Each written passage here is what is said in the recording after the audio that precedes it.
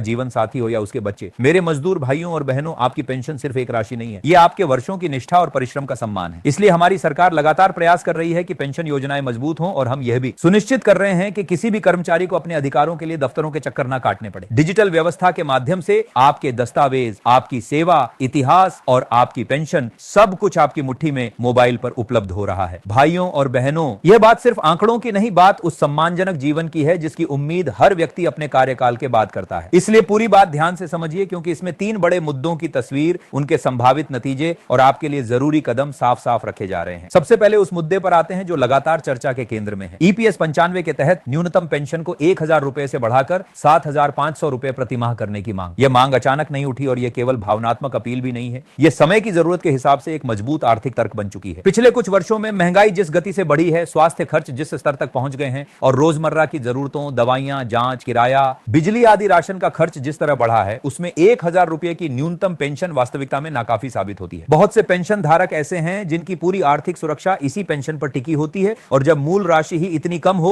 तो जीवन सम्मान के बजाय मजबूरी में बदल जाता है। और ईपीएस 95 का मूल उद्देश्य यही था कि रिटायरमेंट के बाद या विकलांगता की स्थिति में या कर्मचारी की मृत्यु होने पर उसके परिवार को एक सामाजिक सुरक्षा कवच मिले। इस योजना में योगदान की व्यवस्था मौजूद है। नियोक्ता की ओर से वेतन का 8.33% हिस्से के योगदान की बात कही जाती है और सरकार की ओर से भी एक निश्चित हिस्सेदारी का उल्लेख होता रहा है। इतने प्रतिशत के योगदान और कटौती के बावजूद न्यूनतम पेंशन का लंबे समय तक 1000 रुपए पर टिके रहना पेंशन धारकों के लिए सबसे बड़ी चिंता का विषय है। यही कारण है कि अब यह मुद्दा केवल मांग नहीं, सामाजिक सुरक्षा नीति पर एक बड़ा सवाल बन चुका है। अब समझते हैं कि 7500 रुपए न्यूनतम पेंशन होने की दिशा में संभावित परिदृश्य क्या हो सकते हैं। पहला और सबसे आशावादी परिदृश्य यह है कि सरकार इस वृद्धि को सीधे मंजूरी दे दे और पूरे देश में एक साथ लागू कर दे। अगर ऐसा होता है तो जिन पेंशन धारकों की वर्तमान पेंशन 7500 रुपए से कम है, उनकी राशि बढ़ने की संभावना बनती है। आमतौर पर ऐसी स्थिति में अलग से नया आवेदन नहीं मांगा जाता, लेकिन यहां एक व्यवहारिक बात बहुत महत्वपूर्ण है। केवाईसी, बैंक अकाउंट, आधार लिंकिंग और जीवन प्रमाण रिकॉर्ड से जुड़ी जानकारी का अपडेट। यदि किसी का केवाईसी या बैंक विवरण अपडेट नहीं है, नाम की स्पेलिंग गलत है, मोबाइल नंबर बदला हुआ है या आधार लिंक नहीं है, तो भुगतान रुक सकता है या देरी हो सकती है। इसीलिए तैयारी के तौर पर अपना केवाईसी, बैंक खाता, आधार लिंकिंग, मोबाइल नंबर और नाम की सही स्पेलिंग जैसी बुनियादी चीजें अभी से जांच लेना समझदारी होगी। बहुत से मामलों में छोटी सी गलती भी महीनों की देरी करा देती है। दूसरा परिदृश्य यह हो सकता है कि सरकार एक साथ 1000 रुपए से 7500 रुपए करने के बजाय इसे चरणबद्ध तरीके से बढ़ाए। जैसे पहले चरण में 3000 रुपए या 5000 रुपए और फिर अगले चरणों में लक्ष्य के अनुसार 7500 रुपए तक पहुंचाया जाए। सरकार अक्सर एक साथ वित्तीय दबाव लेने से बचने के लिए ऐसा मॉडल अपनाती है। पेंशन धारकों के लिए यह राहत तो देता है, लेकिन पूर्ण राहत धीरे धीरे मिलती है। ऐसे मॉडल में यह देखना जरूरी होगा कि चरण कितने होंगे, समय सीमा क्या होगी और बीच के वर्षों में महंगाई का प्रभाव कितना रहेगा। इसलिए अगर चरणबद्ध वृद्धि आती है तो पेंशन धारकों की नजर इस पर रहेगी कि अंतिम लक्ष्य 7500 रुपए तक पहुंचने के लिए स्पष्ट रोड मैप कब घोषित हो। तीसरा परिदृश्य जो सबसे निराशाजनक माना जाता है, निर्णय में और देरी हो और न्यूनतम पेंशन में तुरंत बदलाव ना आए। लेकिन अगर ऐसा होता है तो यह भी लगभग तय है कि पेंशन संगठनों और यूनियनों का दबाव और बढ़ेगा, आंदोलन तेज होंगे और मुद्दा सार्वजनिक चर्चा में और मजबूती से आएगा। खासकर जब बजट घोषणाओं और सामाजिक सुरक्षा पर बहस का समय आता है, तब इस विषय का राजनीतिक और आर्थिक महत्व दोनों बढ़ जाते हैं। यहां एक बात समझना ही चाहिए, न्यूनतम पेंशन में वृद्धि का मतलब सिर्फ मासिक राशि बढ़ना नहीं है। इसका सीधा असर बुजुर्गों के आत्मसम्मान, स्वास्थ्य, सुरक्षा और परिवार पर निर्भरता कम होने पर पड़ता है। हजारों परिवार ऐसे हैं जहां पर पेंशन धारक अपनी पेंशन से दवाइयों, किराए या घर के जरूरी खर्च निकालते हैं। जब यह राशि बढ़ती है तो जीवन की गुणवत्ता में वास्तविक बदलाव आता है। इसीलिए यह मुद्दा सुविधा नहीं, गरिमा से जुड़ा है। अब आते हैं दूसरी बड़ी खबर पर, महंगाई भत्ता डीए और महंगाई राहत डीआर में संभावित वृद्धि। यहां आपको दो बातें साथ साथ समझनी है। पहली, संभावित वृद्धि का प्रतिशत क्या हो सकता है। दूसरी, यह बढ़ोतरी आने वेतन संशोधन और अगले वेतन ढांचे के संक्रमण काल में क्यों महत्वपूर्ण होना है। चर्चाओं और उपलब्ध संकेतों के आधार पर यह संभावना बताई जा रही है कि डीए की वृद्धि करीब 2% रह सकती है। ऐसा होता है तो मौजूदा 58% से बढ़कर यह 60% हो जाएगा। 60% अपने आप में एक महत्वपूर्ण पड़ाव है। हालांकि बढ़ोतरी 2% होने से कुछ लोगों को यह कम लग सकती है, लेकिन असली महत्व इसकी टाइमिंग में है। यह दौर 7वें वेतन आयोग के अंतिम चरण और अगले वेतन संशोधन के संक्रमण से जुड़ता है। जब नया वेतन ढांचा लागू होता है, तब तक का डीए अक्सर बेसिक में समाहित होकर नया बेस बनता है और फिर डीए 0 से शुरू होता है। इसीलिए हर बढ़ोतरी चाहे थोड़ी लगे, भविष्य के बेसिक और आगे की पेंशन गणना की नींव को प्रभावित करती है। यही वजह है कि 2% की वृद्धि भी लंबे समय के हिसाब से मायने रखती है। इसे एक सरल उदाहरण से समझिए। मान लीजिए किसी कर्मचारी का बेसिक वेतन 50,000 रुपए है, 58% पर उसे 29,900 रुपए मिलता है। यदि डीए 60% हो जाता है तो यह 30,000 रुपए हो जाएगा, यानी महीने में 1,000 रुपए की सीधी बढ़ोतरी, साल भर में 1,20,000 रुपए। और यही बढ़ोतरी पेंशन धारकों के लिए डीआर के रूप में लागू होती है। अब 1,000 रुपए किसी को कम लग सकता है, लेकिन जब यही प्रतिशत आगे चलकर बेसिक में मर्ज होने वाले गणित का हिस्सा बनता है तो इसका इसका प्रभाव कई गुना होकर दिखा है। इसीलिए केवल प्रतिशत देखकर निष्कर्ष नहीं निकालिए, अपनी बेसिक पर इसका वास्तविक असर कितना है यह समझिए। पेंशनर हैं तो पेंशन स्लिप या बैंक स्टेटमेंट में डीआर का अपडेट सही तरीके से जुड़ता रहा है या नहीं, यह भी समय समय पर जांचते रहिए। कई बार तकनीकी कारणों या प्रक्रिया की देरी से अपडेट कुछ समय बाद लागू होता है, लेकिन रिकॉर्ड सही होना बहुत जरूरी है। अब तीसरी बड़ी खबर, एक पुराने लेकिन लगातार लौट कर आने वाले मुद्दे पर फिर से बहस और आंदोलन की तैयारी। यह मुद्दा